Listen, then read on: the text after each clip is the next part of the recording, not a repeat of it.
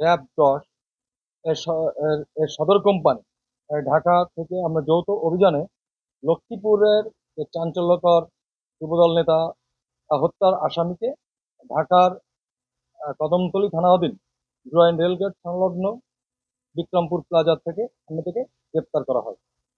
আপনারা জানেন যে গত ৫/৩/২০২৬ তারিখে আনুমানিক সকাল সকাল ১১টার দিকে যুবদল নেতা বিল্লাল হোসেন দৈনন্দিন বাজার করার জন্য রায়পুরস্থ বাজারে যান।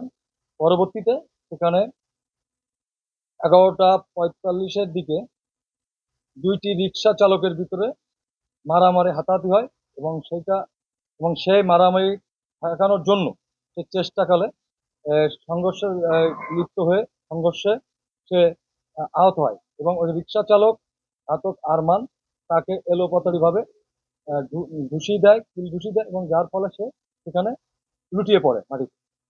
পরবর্তীতে স্থানীয় লোকজন তাকে সেখান থেকে স্থানীয় হাসপাতাল সদর যে সদর হসপিটালে নিয়ে আসে এবং সেখানে সে চিকিৎসক তাকে মৃত বলে ঘোষণা করে। এই ঘটনা ঘটার পরপরই আমরা র্যাব ১১/3 ছায়া তদন্ত কার্যক্রম শুরু করি এবং আমরা আমাদের গোয়েন্দা নজরদারি বৃদ্ধি করি।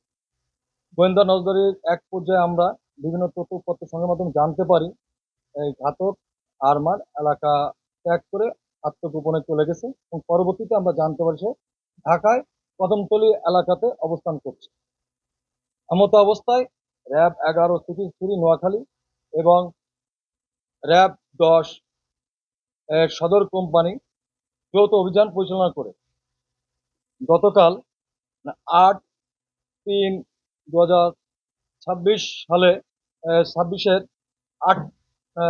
৬টা ৩০ মিনিটের দিকে তাকে ঢাকা থেকে গ্রেপ্তার করতে সক্ষম হই এবং পরবর্তীতে আমরা গ্রেপ্তার করে তাকে আইনগত ব্যবস্থা অনুযায়ী থানাতে হস্তান্তর করি।